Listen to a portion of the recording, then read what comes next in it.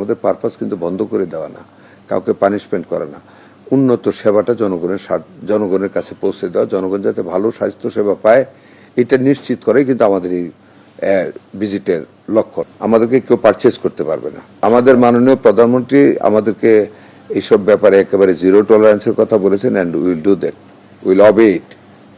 আমরা সেটা করবো ইনশাল্লাহ। এভরিডে আমরা কোনো না কোনো আমাদের কোনো না কোনো কর্মকর্তা আমরা এখন ফর এক্সাম্পল আমরা ধরেছি from Asad gate to Shyamoli ring road পর্যন্ত এই এরিয়াতে যতগুলি ক্লিনিক আছে প্রত্যেকটা আমরা বাই নেক্সট 7 days আমরা ভিজিট করব, করে যেখানে যে ল্যাপসেস আছে আমরা অ্যাকশনে যাব। অ্যাকশন বলতে কাউকে পানিশমেন্ট বা বন্ধ করে দেওয়া না, যেটা উন্নত করার জায়গায় উন্নত করবার, যদি গভীর নেগলিজেন্স থেকে থাকে সেই ক্ষেত্রে আমরা অফিসিয়ালি যেটা করা যায় সেটাই করব। সারা দেশব্যাপী এটা আমরা কন্টিনিউ করবো, চলমান রাখবো।